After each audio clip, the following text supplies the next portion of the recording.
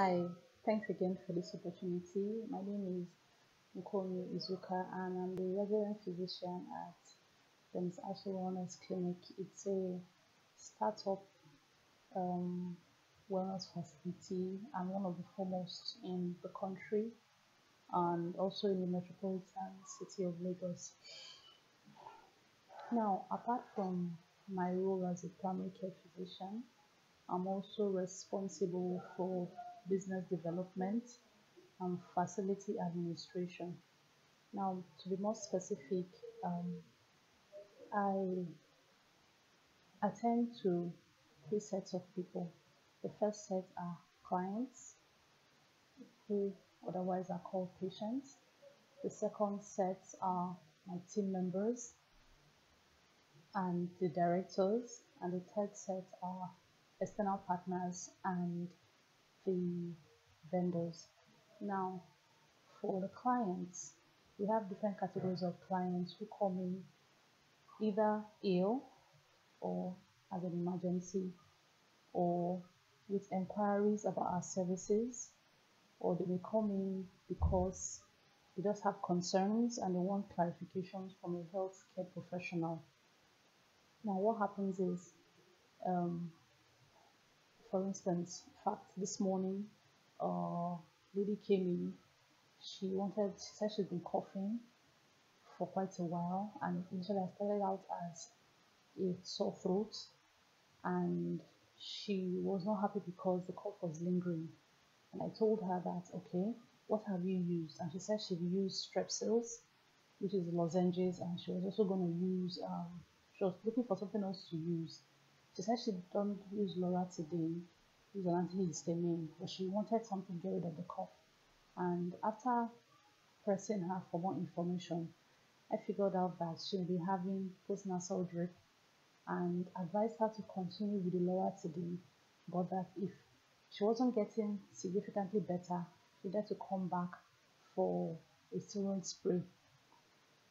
Now, with respect to my team members, my duty towards them is task delegation, supervision, mentorship, and progress development. Now, in a typical week, sometimes the team member may come in and you can tell that this person is absent-minded. But unfortunately, that puts the task allocation at risk because usually what happens is the tasks are drawn from the goals that have been set. So if the person has been allocated to a task with a timeline, but the person has come in without absent-minded or disgruntled for one reason or the other, that task is going to suffer. So what usually happens is, intuitively I call them aside and try to find out what the issue is. I try not to delve too deep. I just really I work intuitively. But the thing is, I may need to apply a distraction, like get them to see the task in a different way, or even actually help them kick it off and talk them through it, and then eventually they finish it up for themselves.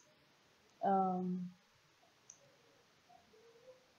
Usually at the end of the period, even whether it's that day or during the week, if the tasks are accomplished. Now, um, secondly or thirdly, I had to deal with the directors, and which relationships stem from feed, feedback for daily activities or key projects or business negotiations that went well or went south. So let me be specific and um, I know I mentioned that the startup business and in the beginning we had to do a lot of partnering with external organizations.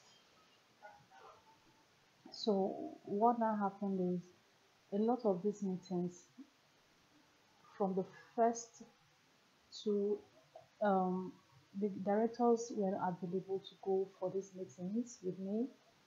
So the very first of it, I was mandated to go by myself, and I'm happy to say that I came away with a draft of a signed service agreement, which was the first of many partnerships that were signed for the clinic.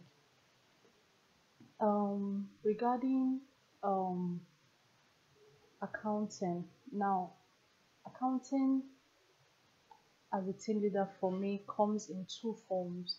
There's that which happens weekly, which involves team members submitting expenditures to me, but they're not usually huge expenditures because it's capped. So they submit it and I review it, and if I think it's it's a bit suspicious, I get them to explain it. But in most cases, I I I, I collect their claims. It's just in very few cases I either tell them to review their figures or I don't accept it at all. So these claims that they submit, I impute it into a balance sheet, specifically Excel variety, and then I submit it to the co-director. And I do this because what I have at the back of my mind is he likes to receive information in clear, concise manner. But I'm also thinking about how to get it to him quickly so that the payments are made quickly, so that staff don't feel, so that they get their feedback on time. Secondly, there is revenue that is accounted for on the monthly report. This monthly report is where patient demographics are mentioned, cases seen, highlights, incidences, but also how much money has been made and how much expenditure was done and how much profit was made. It's a very good report because it forms the foundation for the quarterly and the annual reports given at the board meetings. And it's also good because you can quickly identify where you should put in effort, where you should redirect your focus.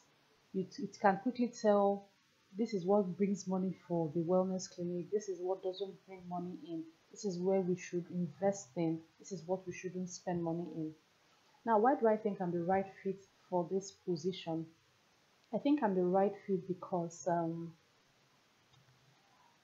given the experience I've gotten as an administrator, at least in my most recent employment, and having worked in various organizations, picking up skills, being a self-motivated individual, being driven, I'm very keen to replicate the achievements that I've done in another organization and in a different setting.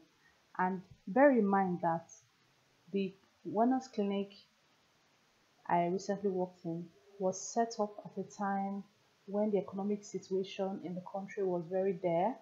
So it would actually be it would be nice to replicate these efforts in another continent and a country with a better economic standing, and it's like using trying out things that have been tried and trusted.